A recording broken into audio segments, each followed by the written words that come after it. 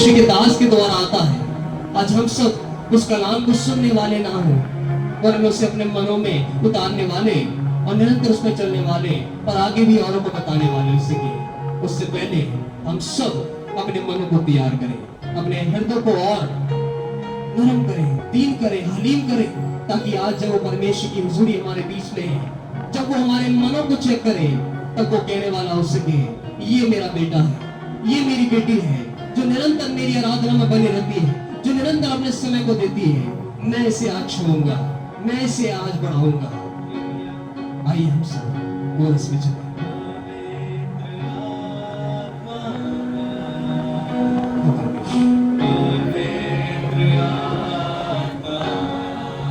पवित्र आत्मा,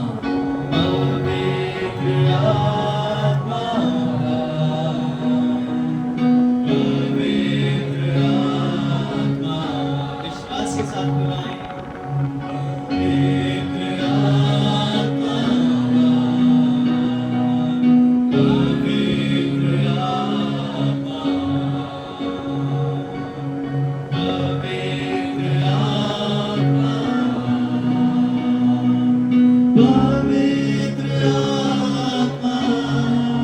मुझे ले चल यीशु के चरणों में, पवित्र आत्मा।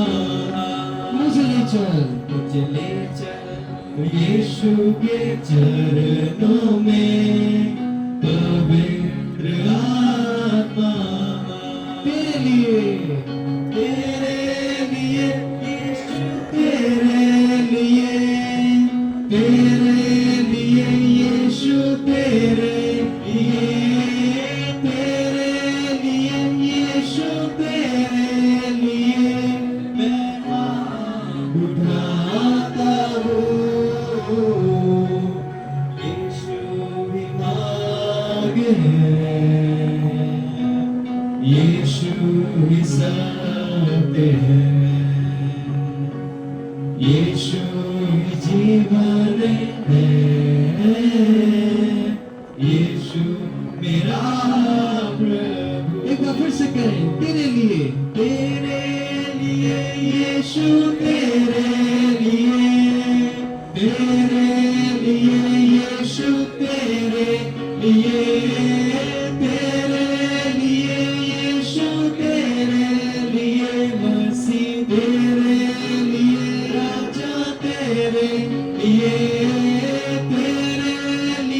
यीशु, तेरे लिए मसीह, तेरे लिए राजा, तेरे लिए यीशु, तेरे लिए मैं सर झुकाता हूँ। अपने टिका कर सर इस सब को चला करके प्रभु जी अपने हाथों को आपकी महिमा के लिए बढ़ाते हुए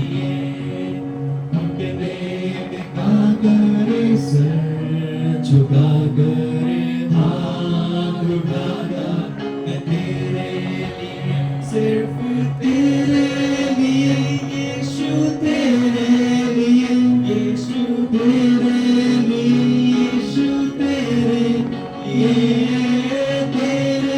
लिए यीशु, तेरे लिए जाते, सिर्फ तेरे लिए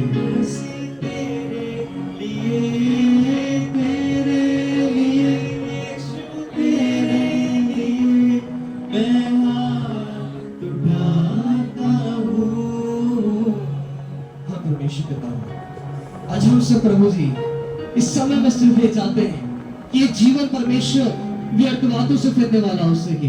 ये परिवार प्रभु जी निरंतर अपने सुख में ही नहीं वरन परमेश्वर दुख में भी आपकी महिमा करना ना छोड़े। ये परमेश्वर परिवार निरंतर आपके हाथ को परमेश्वर कभी ना छोड़े, क्योंकि प्रभु जी आपका कलाम कहता है हम सब तो मिट्टी हैं और प्रभु जी आप कुमार हैं। आप ही है परमेश्वर जो आप हम सबको बनाते हैं, आप ही है जो हम सबके जीवनों को संवारते हैं, आप ही है जो हमारे जीवनों को परमेश्वर जो अंधकार में चले जाते हैं आप परमेश्वर ज्योति में लाते हैं, कि स्वयं आप ही ज्योति हैं। आज की परमेश्वर शाम में हम सब प्रार्थना करते हैं, ये आराधना हमारा विश्वास है व्यर्थ नहीं जाती, खारिज नहीं जाती, वरन परमेश्वर ये आराधना इस परिवार के जीवन में बड़े उत्तर के साथ बड़ी बड़ी गवाहियों को लाएगी। प्रभु जी ये बड़ी बड़ी आशीषों को लाएगी।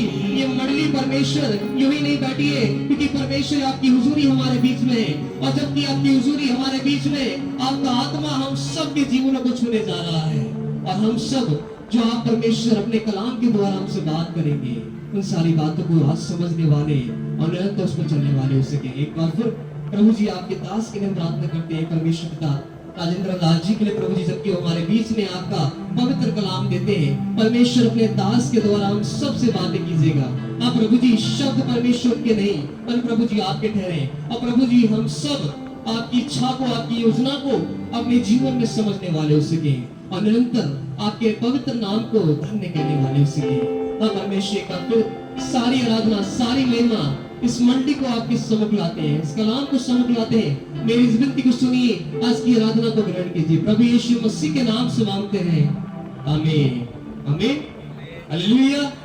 परमेश्वर का धन्यवाद करते हैं सुंदर आराधना प्रार्थना के लिए। सारी महिमा उस दिन तक खुदा को मिलाई इस समय को, कि हम सब परमेश्वर के कलाम की ओर चलेंगे। गुजारिश करेंगे राजेंद्र लाल जी के लिए कि हमारे बीच में आज परमेश्वर का नाम दे। Praise the Lord, hallelujah. Bible कहती है गॉड इज नेवर फेल। वो स्वर्ग का परमेश्वर कभी फेल ना होने वाला परमेश्वर। और आज इस पवित्र उपस्थिति में जब हम परमेश्वर के वचन की ओर जा रहे हैं, खास आज का उपदेश बेटे अर्पण के लिए, कि जिसको खुदा ने आज 3 वर्ष का कंप्लीट किया। बाइबल इस प्रकार से कहती है आज की इस पवित्र शाम में, यदि हम नीति वचन की पुस्तक को निकालें, आज की इस संध्या काल के लिए जो वचन है, इस बेटे के लिए और सभी बेटों के लिए और सभी बेटियों के लिए जो आज इस समय है, आज का जो टॉपिक है वो है लड़के को उसी मार्ग की शिक्षा दे जिसमें उसको चलना चाहिए। आमीन। नीति वचन 22 के 6 पद के अंदर में सॉन्ग ऑफ सॉलोमन यानी कि राजा सुलेमान क्या कहते हैं, जब हम इस पद को पढ़ते हैं तो लिखा है, लड़के को उसी मार्ग की शिक्षा दे जिसमें उसको चलना चाहिए और वो बुढ़ापे में भी उससे ना हटे। शिक्षा। प्रभु के लोगों, जब हमारे परिवार के अंदर में छोटे बच्चे होते हैं, जब माँ के गर्भ से एक बच्चा, चाहे वो बेटी हो या वो बेटा हो, जब वो जन्म लेता है तो सबसे पहला टीचर, सबसे पहला शिक्षक मालूम है कौन होता है? उसकी माँ। राइट, उसकी माँ ही सबसे बड़ी पहली प्रथम शिक्षक उसकी माँ ही होती है, क्योंकि अधिकतर जितने बच्चे होते हैं उनका परिवार में माँ के साथ में समय ज्यादा व्यतीत होता है मनिस्पत पिता की। क्योंकि संसारिक रीति से अगर हम बात करें तो जितने पिता होते हैं वो ज्यादातर जॉबों पे चले जाते हैं और बच्चा माँ के साथ ज्यादा रहता है। तो फर्स्ट टीचर जो है वो परिवार की माँ होती है प्रभु की लोग।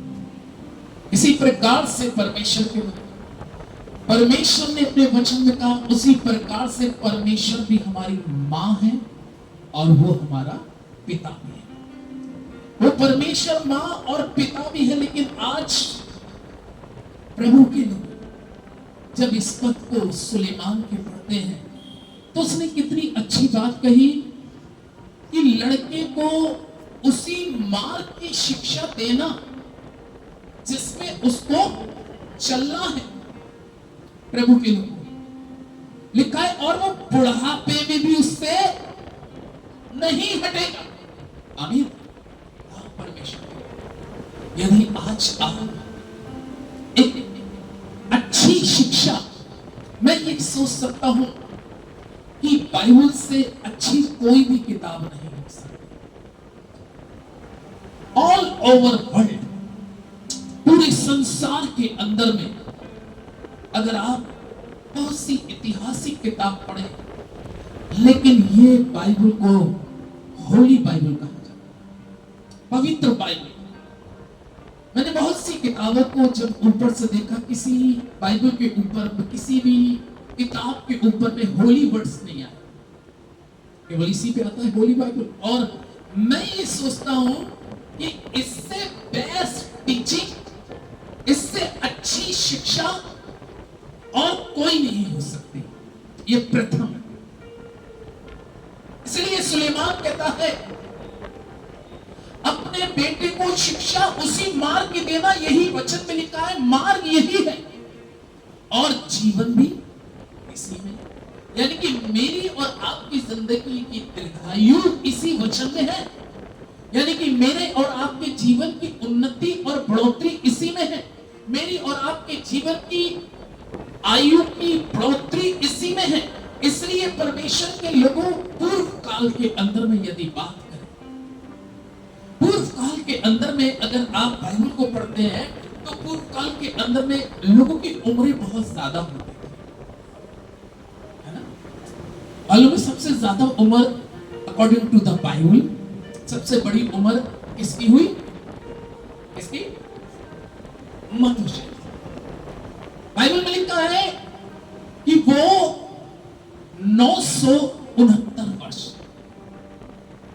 यानी कि 969 इयर्स ओल्ड मैन, यानी कि 969 वर्ष का एक बूढ़ा होकर उसने संसार को छोड़ा। लेकिन ये ऐसा पता है क्यों हुआ? क्योंकि मैं इस चीज को अगर कहूं, और हम सब एक मसीही परिवार के हैं, सबके पास में एक अच्छा मसीह का और वचन का ज्ञान है, क्योंकि ये लोग परमेश्वर के भय में चलते हैं। यहोवा का भय मानना बुद्धि का आरंभ है, और यहोवा का भय मानने से आयु भी बढ़ती है।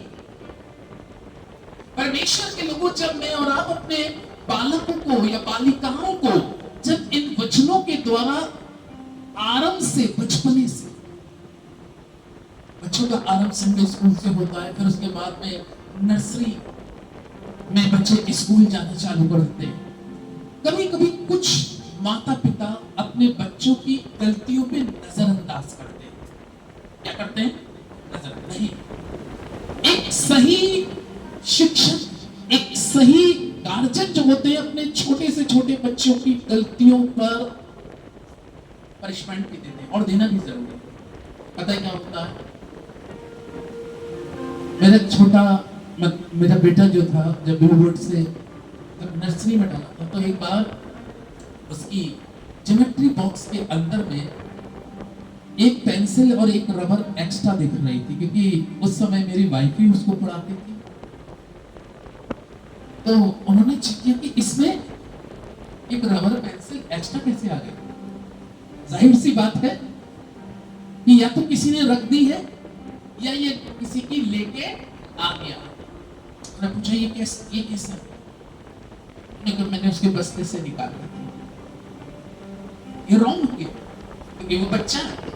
लेकिन अब कर्तव्य क्या है? मां का कर्तव्य नहीं, उस समय उसको डांटने की जरूरत है, फटकारने की जरूरत। नो, ये तो गलत कर रहे हो तुम।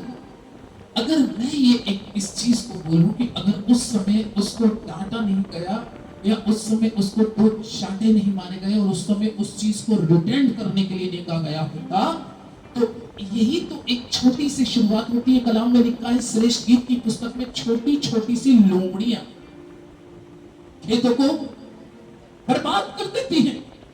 इसलिए उसको अब इस चीज का एहसास जिंदगी भर का रहेगा, और जब उसके बाल भी पक जाएंगे बुढ़ापे में भी, याद रखिएगा, यही तो बाइबल कह रही है। लड़के को उसी मार्ग की शिक्षा दे जिसमें उसको चलना चाहिए, ताकि बुढ़ापे में भी उससे वो मन को ना हटाए परमेश्वर।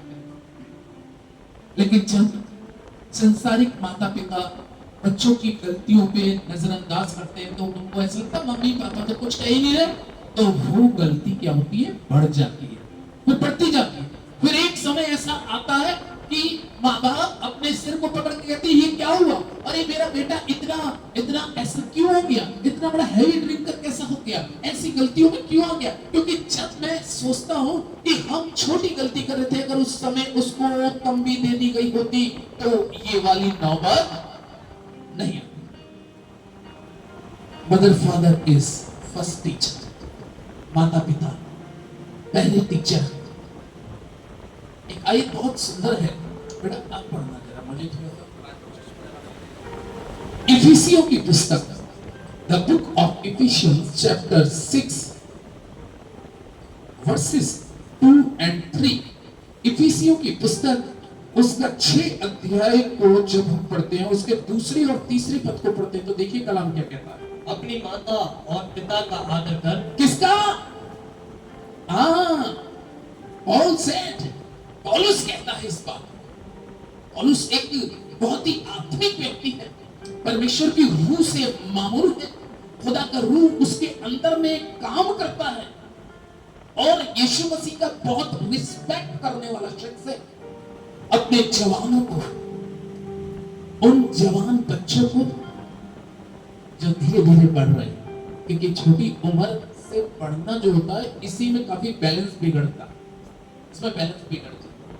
अभी एक माँ ने कुछ समय पहले मुझसे फोन पे प्रार्थना कराई कि मेरा बेटा किसी बाहर जाके, जबकि वो बच्चा बहुत बढ़िया था लेकिन कुछ गलत राह पे चला गया। ये उम्र 17, 18, 16, 15 साल की ऐसी होती है जिसपे तुरंत इंसान भड़क जाता है, लेकिन यही चीज होती है कंट्रोल करने की। यहाँ पर इफिसियों की पुस्तक में पौलुस इस प्रकार से कहता है, जी पढ़ दीजिए। अपनी माता और पिता का आदर कर। अपनी माता और पिता का आदर कर। ये पहली आज्ञा है। कौन सी आज्ञा? पहली आज्ञा है अपनी माता पिता का आदर कर, जिसके साथ प्रतिज्ञा भी है। जिसके साथ प्रतिज्ञा। आमीन। जिसके साथ क्या है? प्रतिज्ञा। प्रतिज्ञा क्या है? नीचे पढ़ दीजिए। कि तेरा भला हो। तेरा क्या होगा? भला हो, और तू धरती पर बहुत दिन जीवित रहे। तू धरती पर बहुत दिन जीवित रहे। ये बाइबल इस प्रकार से कहती है कि पौलुस इस प्रकार से कहते हैं कि तू अपनी माता पिता का आदर कर।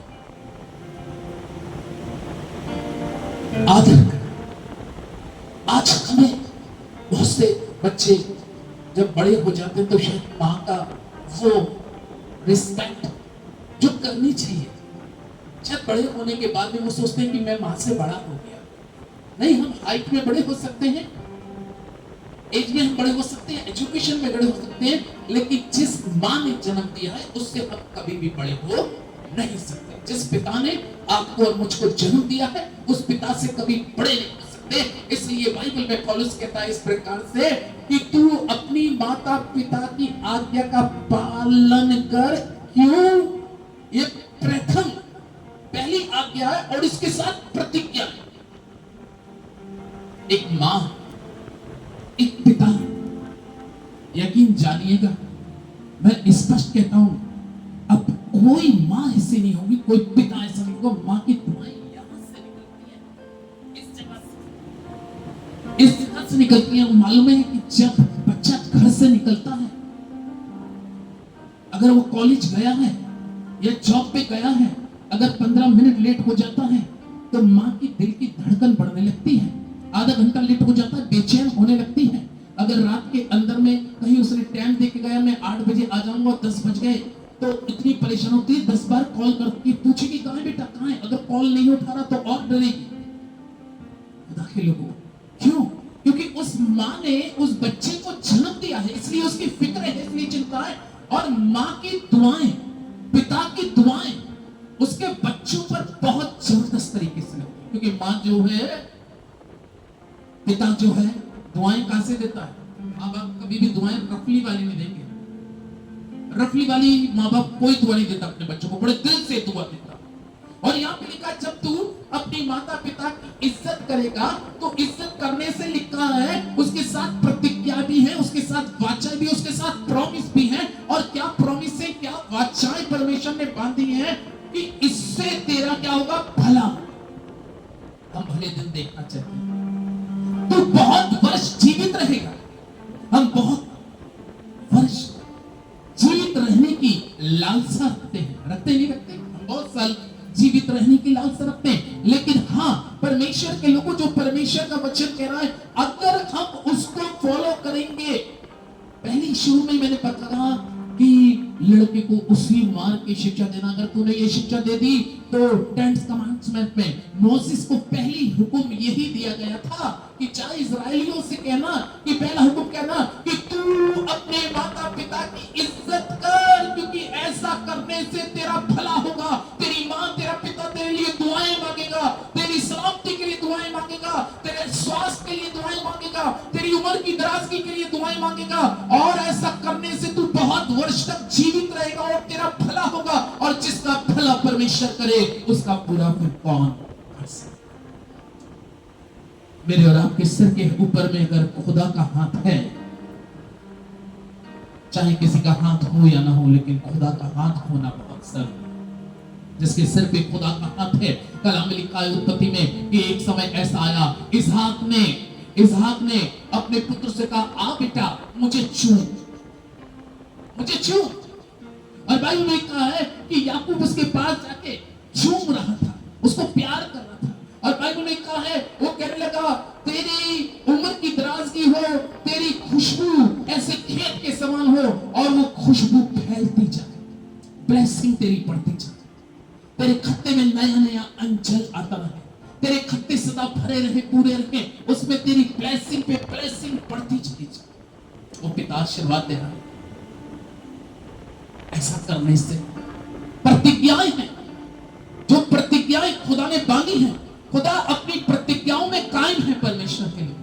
परमेश्वर अपने वचन को कहे हुए पे, बाइबल लिखा है जमीन आसमान बदल जाएगा, लेकिन उसका वचन कदापि बदल नहीं सकता। अगर उसने कहा है ऐसा तू अगर करेगा, अगर तू अपने माँ बाप की इज्जत करेगा, तो माँ बाप जो दुआएं देंगे वो दिल से दुआएं देंगे, और दिल की ही दुआएं लगती हैं, दिल की ही दुआएं लगती हैं। दुआएं करने वाले इस संसार में बहुत हो सकते हैं, लेकिन दुआएं वही लगती हैं जो दिल से दी जाए। एक माँ और एक पिता अपने बच्चों को वो दुआएं देता है जो दिल से होती है। प्रभु के लोगों, ऐसा करने से तू बहुत वर्ष जीवित रहेगा, तेरा भला। नीति वचन 23 को अगर आप निकालें, एक और पद को देखें, नीति वचन 23 अध्याय के पहले हम 22वें पद को पढ़ते हैं, पढ़ेंगे 22वें पद को। अपने जन्माने वाले पिता की सुनना। हाँ, सुलेमान कितनी गहरी बात कह रहा है। क्या कह रहा है? अपने जन्माने वाले पिता की क्या करना? सुनना। सुनना। आज क्या है, बहुत से बच्चे माँ बाप की सुनना ही नहीं चाहते। अरे सुनना ही नहीं चाहते। माँ बाप कुछ कह रहे हैं, समझा रहे हैं, कभी कभी माँ बापों की बात बच्चों को बुरी लगती है, नहीं परमेश्वर के लिए, क्योंकि जो कुछ पिता या माँ कह रही है वो उसके लिए अच्छाई के लिए कह रही है, उसकी भलाई के लिए कह रही है, उसकी ब्लेसिंग के लिए कह रही है। इसलिए सुलेमान यहाँ पर कह रहा है, पढ़िए, अपने जन्माने वाले पिता की सुनना, अपने जन्माने वाले पिता की सुनना, और जब तेरी माता बूढ़ी हो जाए, जब तेरी माता बूढ़ी हो जाए, तब भी उसे कुछ ना जानना। तब भी उसे, ये बाइबल कह रही है, ये बाइबल कह रही है, मैं नहीं कह रहा, ये सुलेमान राजा कह रहा है। बाइबल में लिखा है ये वो किंग है जिसको खुदा ने बुद्धि का बड़ा जबरदस्त वरदान दिया था। ये वो राजा है जिसको दौलत और शोहरत और इज्जत और सम्मान इतना दिया था कि तेरे तुल्य कोई अकलमंद बादशाह और तेरे तुल्य कोई दौलतमंद बादशाह होएगा। ये वो शख्स कह रहा है, अपने पिता की सुनना, जब तेरी माँ क्या हो जाए, बूढ़ी हो जाए। लेकिन हम कभी कभी क्या देखते हैं, बहुत से बच्चों का जीवन के अंदर में जब उनकी माँ बुजुर्गी में हो जाती है, बुढ़ापे में आ जाती है, तो कैसे समझते हैं माँ बाप को? तो समझते ऐसा नहीं होना चाहिए, ऐसा नहीं होना चाहिए। ये बाइबल कह रही है कि जब तेरी माँ बूढ़ी हो जाए तो याद रखना, ये पूरा बुढ़ापा जो आ गया, लेकिन इस बुढ़ापे में भी वो तेरी ही चिंता कर रही है। बुढ़ापे में भी वो कहती है कि मेरे बच्चे सुखी रहे, मेरे बच्चे आनंदित रहे, मेरे बच्चे खुशी रहे। वो बिस्तर पे हो सकता है उसकी आंखें धुंधली हो गई हो सकता है उसके कान कमजोर हो गए हो सकता है उसके गले में पहली जैसी आवाज ना रही हो, लेकिन दिल तो वही है। वो दिल से फिर भी आपके लिए वो दुआएं कर रही है। लेकिन कई बार माँ बाप को इस उम्र में जाकर बच्चे जो है, थोड़ा सा, सबके लिए नहीं कह रहा, कुछ प्रतिशत बच्चे ऐसे हैं जो बुढ़ापे में अपने माता की और बुजुर्गी में अपनी माँ की इज्जत करना क्या कर देते हैं, छोड़। लेकिन अगर आप उस परमेश्वर की इज्जत करोगे तो 24वां और 25वां पद और पढ़े इसका। धर्मी का पिता बहुत मगन होता है। जब धर्मी के बच्चे धर्मी बनते हैं, जब धर्मी के बच्चे धर्मी बनते हैं तो उसका पिता क्या होता है, मगन होता है। मगन यानी कि आनंदित, खुश होता है अपने बच्चों को पढ़ता हुआ देखते हुए। आमीन, है ना। ये बच्चे अभी बढ़ रहे हैं, छोटी छोटी उम्र के, तो इनके पिता क्या होते होंगे, खुश होते हैं। मेरा बेटा प्रचार बहुत करता है, जब वो प्रचार करता है तो उसके प्रचार को देखिए, उसने बहुत छोटेपन से प्रचार किया, बहुत छोटेपन से बहुत बहुत बड़ी जगहों पे बोला है। तो हमें क्या मिलता है कि भाई हमने जो सेवा करी है, आज हमारी उम्र तो ढली है, लेकिन हमारी उम्र के ढलने से पहले हमारा बच्चा भी इसमें आ गया। धर्मी का पिता अपने बच्चों को, अपने बेटे और बेटियों को इस काम में जब बढ़ता हुआ देखता है तो धर्मी का पिता आनंदित होता है। और बुद्धिमान का जन्माने वाला उसके कारण आनंदित होता है। आनंदित होता है, उसको खुशी मिलती है, हैप्पी, वो बड़ा आनंदित होता है, खुश होता है। देखो, माँ भी खुश है, पिता भी खुश है। एक चीज और है, उसके साथ एक समय आता है, एक प्रथा है संसार के अंदर में कि फिर बेटे की शादी होती है, लेकिन जब शादी के बाद में उस घर के अंदर में एक बेटी आती है ना, और उस बेटी के आने पर जब वो घर का माहौल देखती है, अरे पापा भी परमेश्वर में, मम्मी भी परमेश्वर में, बच्चा भी, बेटा भी, जो खुदा ने मुझे बेटा, मेरे को पति दिया है, कितना महान बेटा है ये, इस माँ का। इस कारण लिखा है 25वें पद में कि इस कारण, तेरे कारण तेरे माता पिता आनंदित, हाँ, और तेरी जननी मगन हो। हाँ, तेरी औरत भी खुश हो। आमीन।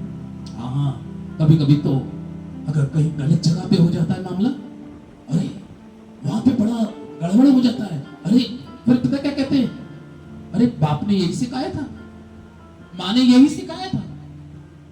हालांकि कोई माँ या कोई बाप अपने बच्चे को गलत कभी शिक्षा नहीं देता, लेकिन जब किसी प्रकार की कोई गड़बड़ी होती है तो उंगली तुरंत जो है उठती किसके ऊपर है, माँ पे, बाप पे। इसलिए परमेश्वर के लोगों, सुलेमान इस चीज को कहता है, लड़के को उसी मार की शिक्षा देना, कि ऐसी शिक्षा देना कि जब उसके घर के अंदर में विवाह होकर उसकी औरत भी आए, घर का माहौल देखे, आदमी का माहौल देखे, सास का माहौल देखे और ससुर का माहौल देखे, तो वो कहे वास्तव में यहाँ पर होली स्पिरिट है, वास्तव में खुदा यहाँ पर है, वास्तव में खुदा की रूह यहाँ पर है, वास्तव में खुदा का प्यार यहाँ पर है, या वास्तव में खुदा के लोग यहाँ पर है। इनकी एकता को देखकर वो भी खुदा में मगन हो जाएगी, आनंदित हो जाएगी। इसलिए अगर दूसरे दायरे में बात करें, अगर वहीं पे हम रॉन्ग स्थिति में चले जाएंगे, कुछ गलत हो रहा हो, ड्रिंक, ये सारी चीज हो रही, तो ओह, अगर एक घर में पत्नी घर में आ गई, बहू आ गई, तो कहेगी ये किस माहौल में आ गई मैं, ऐसा तो मैंने माहौल ही नहीं देखा था। लेकिन आपने आराम से बच्चे को अगर ऐसी तालीम दी है, ऐसी शिक्षा दी है, तो माँ पिता तो आनंदित होंगी, उसकी औरत भी उस घर के अंदर में आकर खुशी से भर जाएगी। इसलिए कहना है, लड़के को उसी मार की शिक्षा देना। आखिरी पद पढ़ के हम समाप्त करेंगे, नीति वचन 6 अध्याय, नीति वचन 6 अध्याय का 23वां पद को और पढ़ दे। इस प्रकार लिखा है, आज्ञा तो दीपक है। आज्ञा क्या है? दीपक है। बाइबल कहती है आज्ञा दीपक है। दीपक, दीपक को आप देखते हैं, जलना, रोशनी। दीपक का काम क्या है? रोशनी देना। अगर मैंने पहले ही सेंटेंस बोला था, लड़के को शिक्षा या आज्ञा उसी मां की देना कि जो वो बुढ़ापे तक उससे ना हटे।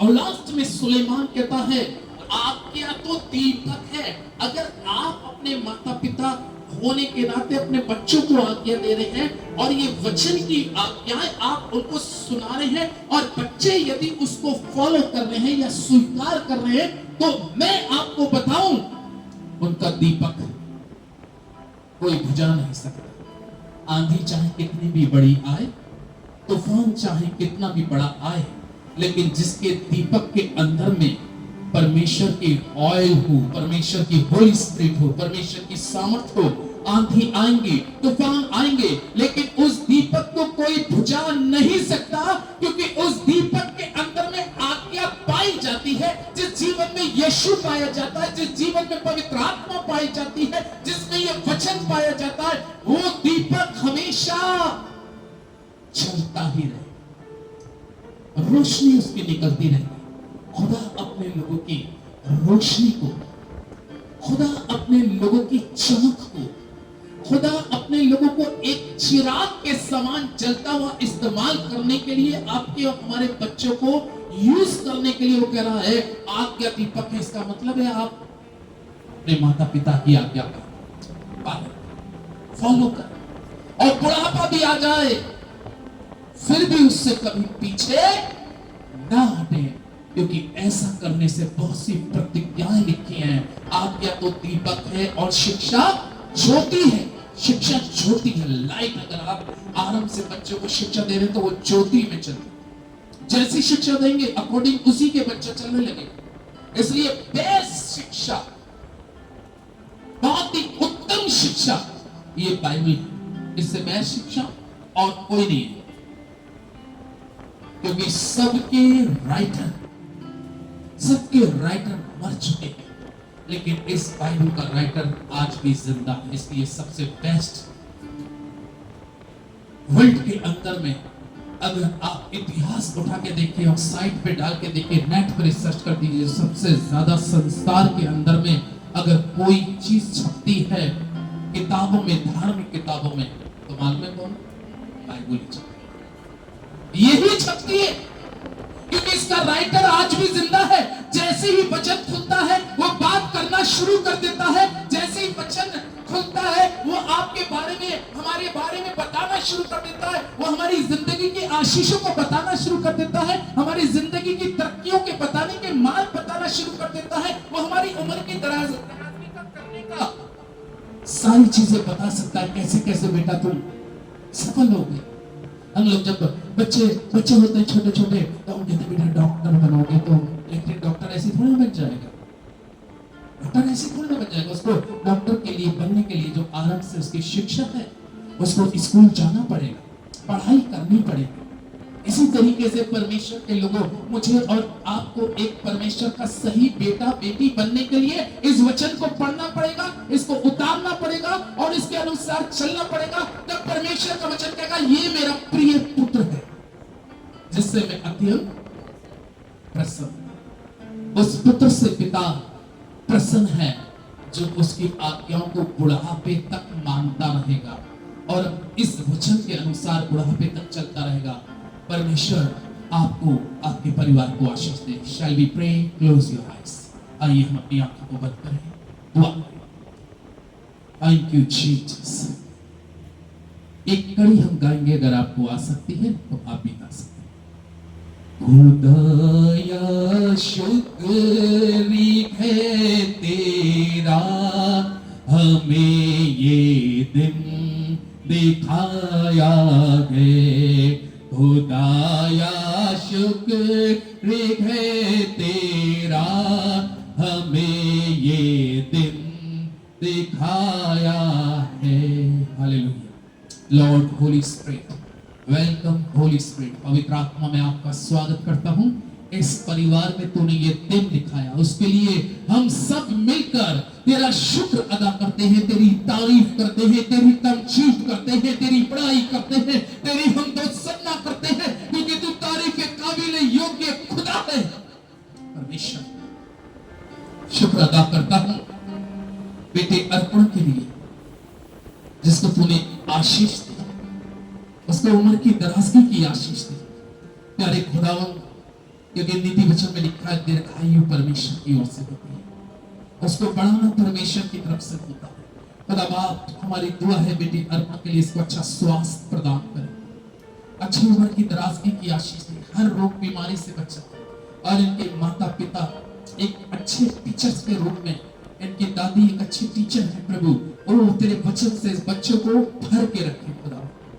इस वचन से अगर भर के रखेंगी और वचन की आज्ञाओं को बताएंगी तो परमेश्वर ये दीपक जलता ही रहेगा और बहुतों के लिए रोशनी का कारण बने। मैं आपका धन्यवाद करता हूं। इस परिवार के लिए, सिस्टर नूतन गौतम के लिए दुआ करता हूं।